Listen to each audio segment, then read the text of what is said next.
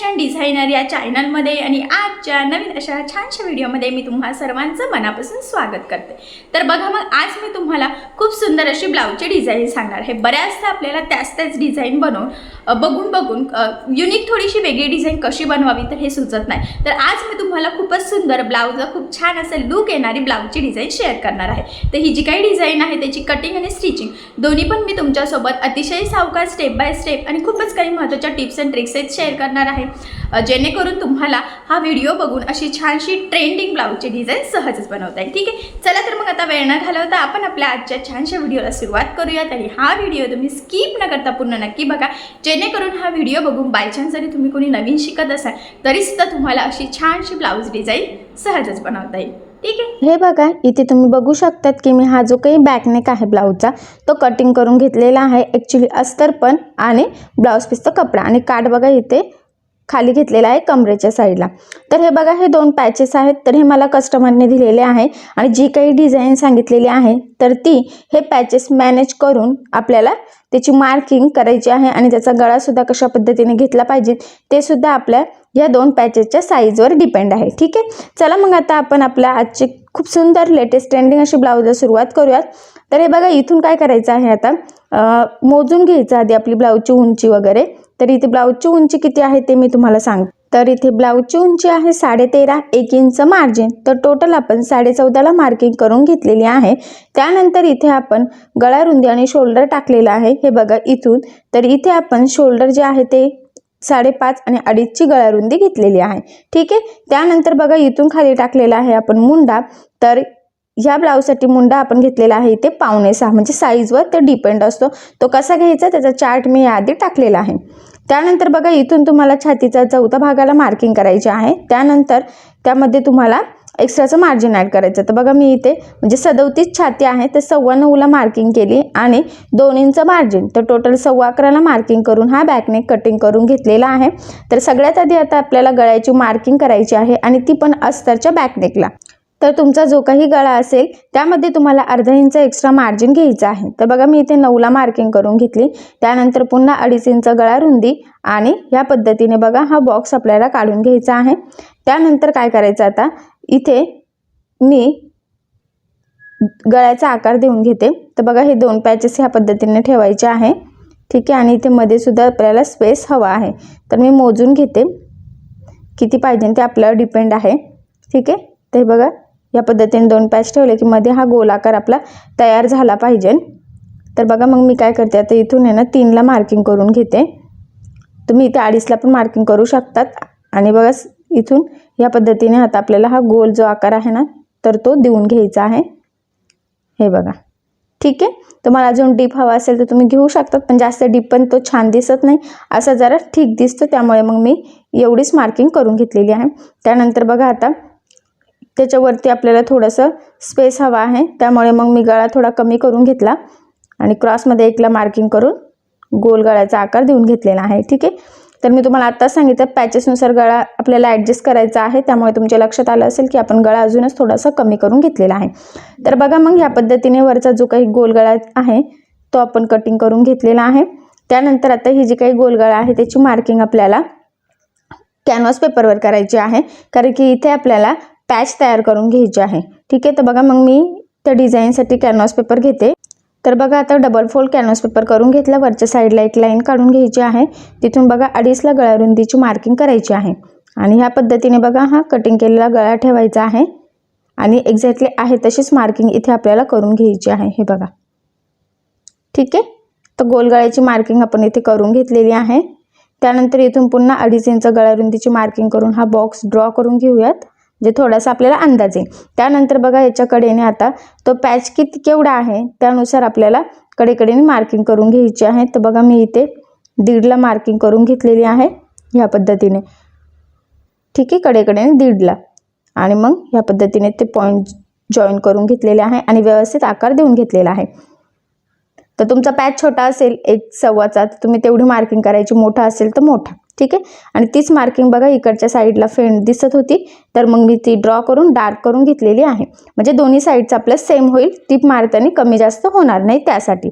ठीक आहे, तर बघा आता हा पॅच आपण कट करूयात। किंचितचं एक्स्ट्राचं मार्जिन ठेवलेलं आहे आपण बघा कडेकडेने आणि ह्या पद्धतीने आता हे कटिंग करून घेतलेलं आहे. ठीक आहे. त्यानंतर आता हे वरचं पण जे काही एक्स्ट्राचं आहे ते पण आपल्याला कटिंग करून घ्यायचं आहे या पद्धतीने. ठीक आहे. तर बघा आता हा पॅच आपला कट झालेला आहे. त्यानंतर अजून एक पॅच आपल्याला कट करून घ्यायचा आहे, तो जो काही मधल्या शेपचा आहे ना तो. तर तो पण लगेचच करून घेऊयात, जेणेकरून मग आपली कॅनव्हास पेपरची कटिंग सगळी सोबतच होऊन जाईल. तर हे बघा डबल फोल्ड कॅनव्हास पेपर करून घेतलेला आहे आणि ही जी काही मार्किंग आहे 2 पॉईंटची ती करून घेतली. त्यानंतर आता बघा इथून परत सेंटरची जेवढी मार्किंग आहे तेवढी पण आपण करूयात. तर बघा सेंटरची मार्किंग करून घेतली आणि बघा इथून आपण 2-2.5ला मार्किंग करायची. तुम्हाला जेवढं डीप हवं आहे त्यावर ते डिपेंड आहे. ठीक आहे. हे बघा त्यानंतर आता आपण थोडंसं बघा हा बॉक्स ड्रॉ करूयात, म्हणजे गोलाकार द्यायला आपल्याला थोडं सोपं जाईल या पद्धतीने. ठीक आहे. आणि मग बघा थोडासा आपण इथे आता आकार देऊन घेतलेला आहे आणि तीच मार्किंग इकडनं पण केली. तर मी ते चॉक यूज केला होता बघा. त्यानंतर बघा थोडंसं कडेकडेने मार्जिन ठेवून आपल्याला या पद्धतीने ते गोलाकार कटिंग करून घ्यायचं आहे. ठीक आहे. तर बघा आता दोन्ही पॅचेस आपले कट करून झालेले आहे, शेप पण व्यवस्थित आलेला आहे. त्यानंतर आता हा बॅकनेक आधी आपण सगळ्यात आधी जॉईन करून घेऊयात. तर काय करायचं, जो काही ब्लाऊजचा बॅकनेक आहे तर तो आपल्याला ह्या पद्धतीने बघा सरळ ठेवायचा आहे. त्यावर बघा कटिंग केलेला अस्तरचा गळा ठेवायचा आहे आणि खालच्या साईडला आपल्याला साधारणतः अर्धा इंचाचं मार्जिन ठेवून टिप मारून घ्यायची आहे. तर बघा मी इथे खालच्या साईडला काठ घेतलेला आहे. तर तुम्हाला नसेल घ्यायचं तरी चालेल, पण ही जी काही डिझाईन आहे त्यामध्ये ती असंच होतं, त्यामुळे मग मी सुद्धा खाली घेतलेला आहे. तर बघा ही टिप मारून झाल्यानंतर जो काही एक्स्ट्राचा कपडा आहे आपला ब्लाऊज पीसचा बॅकनेकचा, तर तो कटिंग करून घ्यायचा आहे. आणि हे बघा हे ह्या पद्धतीने सरळ करून खालच्या साईडला आपल्याला इथे दाबटीप देऊन घ्यायची आहे. तर दाबटीप देताना सगळ्यात महत्त्वाची काळजी घ्यायची आहे की जो काही आपला अस्तरचा आतला कपडा आहे तो वरती दिसणार नाही, जेणेकरून आपली ब्लाऊजची बॅकनेकची फिनिशिंग बिघडणार नाही आणि ब्लाऊजला अजूनच सुंदर असं लूक येईल. सो ही टिप खूप महत्त्वाची आहे, तर ती तुम्ही सुद्धा नक्की लक्षात ठेवून फॉलो करायची आहे. तर हे बघा खालच्या साईडला दाबटीप देऊन झालेली आहे. तर त्यानंतर आता आपल्याला बघा अस्तर आणि ब्लाऊजचा बॅकनेक कडेकडेने आहे तसा जॉईन करून घ्यायचा आहे आणि जॉईन करताना कुठेही काहीही गोळा होणार नाही याची काळजी घ्यायची. त्याचबरोबर हा जो काही मधला गळा आहे कटिंग केलेला, तर तो सुद्धा व्यवस्थित काळजीपूर्वक आपल्याला हे बघा टिप मारत जोडून घ्यायचा आहे आणि त्याची जी काही गळा रुंदी आहे ती स्प्रेड होणार नाही याची सुद्धा काळजी घ्यायची आहे. तर बघा व्यवस्थित कडेकडेने इथे आपण टिप मारून घेतलेली आहे. तर मी ज्या पद्धतीने हात वगैरे ठेवले त्याच पद्धतीने तुम्ही पण करायचं, जेणेकरून तुमचं सुद्धा गोळा होणार नाही. ठीक आहे. त्यानंतर बघा आता हे जे काही कडेकडेचं एक्स्ट्राचं आहे आपल्याला ते कट करायचं आहे, म्हणजे आपला परफेक्ट मापाचा बॅकनेक रेडी होईल. कारण तुम्हाला सगळ्यांना माहीत आहे अस्तर आपण परफेक्ट कटिंग करतो, पण ब्लाऊज पीसचा जो काही कपडा असतो तर तो आपण थोडासा एक्स्ट्रा मार्जिन ठेवून कटिंग करत असतो.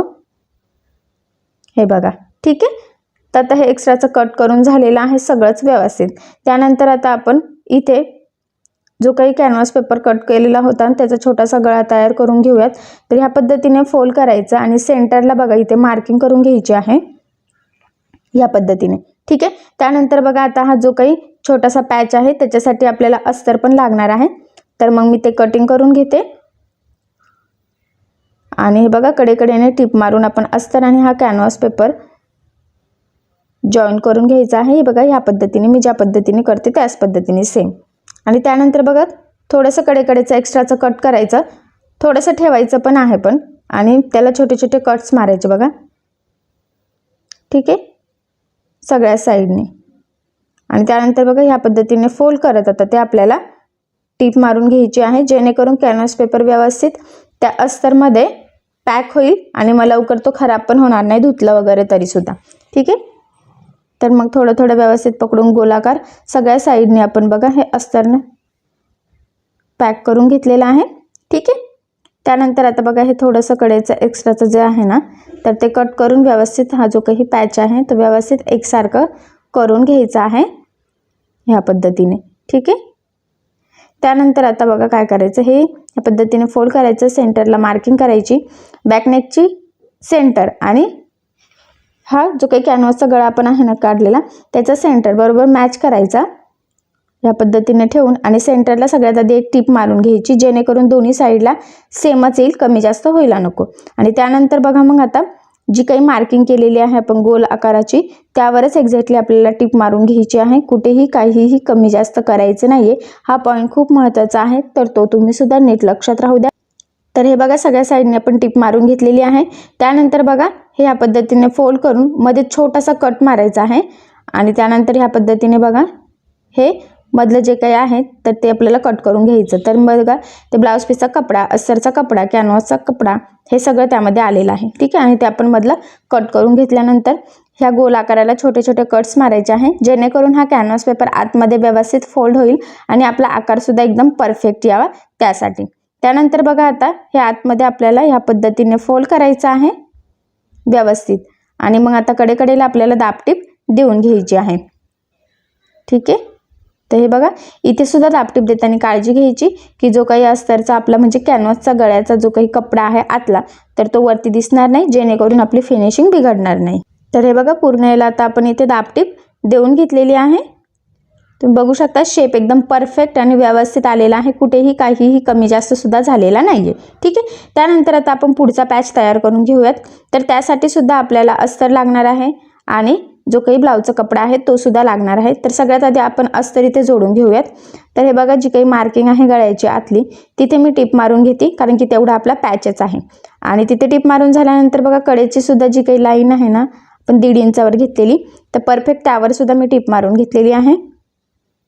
ठीक आहे. त्यानंतर बघा आता इथे काय करायचं, आपल्याला जो काही ब्लाऊजचा कपडा आहे तो सुद्धा इथे जोडून घ्यायचा आहे.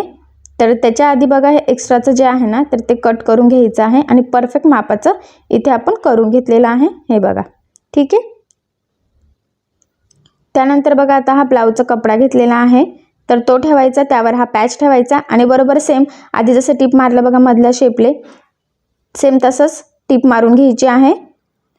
आणि त्यानंतर बघा कडेने सुद्धा जी काही मार्किंग आहे त्यावर सुद्धा एक्झॅक्टली बरोबर टिप मारायची आहे.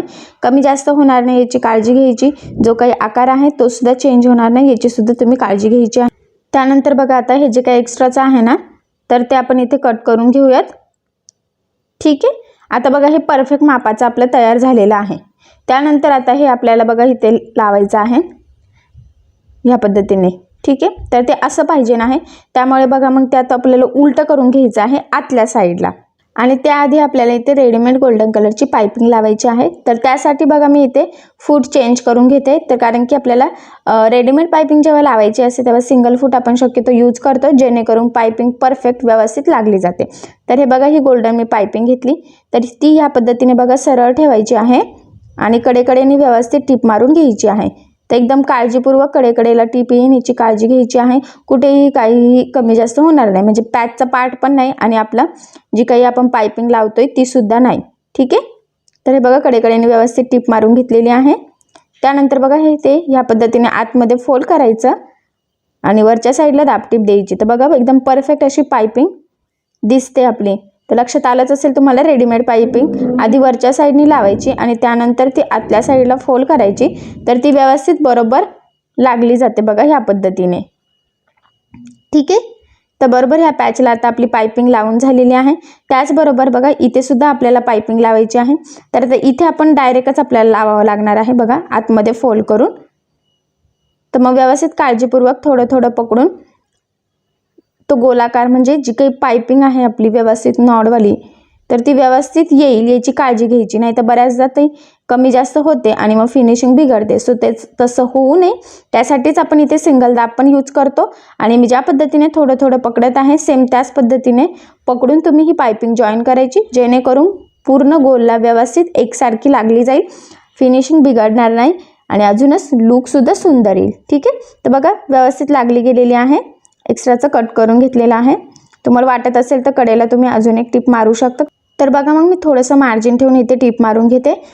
तुम्हाला नसेल मारायची तर नाही मारली तरी सुद्धा काही प्रॉब्लेम नाही, पण मारल्यावर काय होतं की ती पायपिंग आतल्या साईडने सुद्धा व्यवस्थित पॅक होते आणि मग ती फिनिशिंगला सुद्धा एकसारखी व्यवस्थित दिसते. त्यामुळे मग मी इथे टिप मारून घेत आहे. ठीक आहे. तर बघा इथे टिपसुद्धा एक्स्ट्राची मारून झालेली आहे. त्यानंतर आता बघा आता आपल्याला वरचा जो पॅच आहे तो लावून घ्यायचा आहे.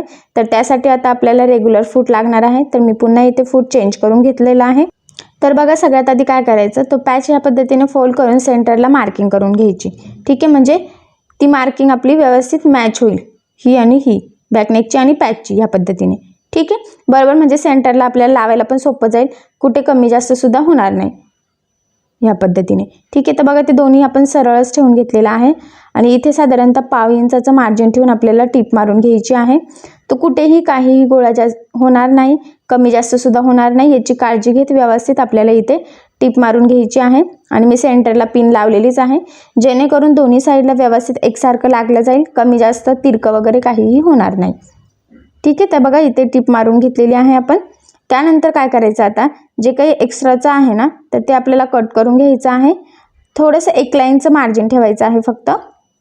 ठीक आहे, आणि आता बघा इथे छोटे छोटे कट्स मारायचे, जेणेकरून ते व्यवस्थित फोल्ड होईल आणि आपला आकारसुद्धा गळ्याचा व्यवस्थित परफेक्ट येईल या पद्धतीने. ठीक आहे, त्यानंतर बघा आता हा पॅच बाहेरच्या साईडला काढायचा आहे या पद्धतीने व्यवस्थित प्रेस करून, आणि आपल्याला इथे दाबटीप देऊन घ्यायची आहे. हे बघा व्यवस्थित काढायचं आहे. ॲक्च्युली बऱ्याचदा काय होतं की आतला जो कपडा आहे ना अस्तरचा कॅनव्हासचा तर तो वरती दिसतो आणि ब्लाऊजचं फिनिशिंग बिघडतं. सो तसं होऊ नये त्यामुळे थोडंसं काळजीपूर्वकच आपण इथे हे बघा दाबटीप देऊन घेऊयात. ठीक आहे, त्यानंतर आता कडेने अजून एक टीप मारून हा पॅच आपल्याला पूर्ण कडेकडेने व्यवस्थित पॅक करून घ्यायचा आहे. तर टीप मारताना आपलं जी काही पायपिंग आहे ना तर ती कुठेही म्हणजे फोल्ड वगैरे होणार नाही, तिरकी वगैरे होणार नाही किंवा त्यावर टीप यायला नको. तर या छोट्या छोट्या गोष्टींची काळजी घेतच हा पॅच आपल्याला जोडून घ्यायचा आहे. ठीक आहे, बघा आता तिकडून सुद्धा टीप मारून घेतलेली आहे. जे काही एक्स्ट्राचं आहे तर ते आपण कट करून व्यवस्थित एकसारखं करून घेतलेलं आहे. तर बघा त्यानंतर आता बॅकला टक्स टाकून घेऊयात. तर सेंटरपासून बघा इथे मी 4.5ला मार्किंग केली. उभा टक्स जो आहे तो 4चा घेतला. सेम इकडे पण तसंच उभा टक्स 4चा, सेंटरपासून 4.5ला मार्किंग केली. या पद्धतीने फोल्ड करून व्यवस्थित बघा आपल्याला टक्स टाकून घ्यायचा. टक्सला नेहमी डबल टिप द्यायची, खाली व्यवस्थित लॉक करायचं, जेणेकरून ते व्यवस्थित पॅक होईल. ठीक आहे, आणि लवकर ओपन होण्याचे चान्सेस सुद्धा राहणार नाही. तर बघा दोन्ही साईडचे टक्स एकदम परफेक्ट टाकून घेतलेले आहेत. तर हा बॅकनेक रेडी झाला.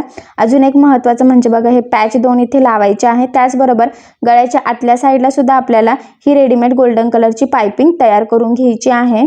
तर मग मी काय करते आता, हा जो काही ब्लाऊज आहे त्याला पुढच्या साईडला सुद्धा आपल्याला पायपिंग लावायची आहे. तर शोल्डर जॉईंट झाल्यानंतर आता ही रेडीमेड गोल्डन कलरची पायपिंग मी पूर्ण ब्लाऊजला पुढे आणि मागे लावून घेणार आहे.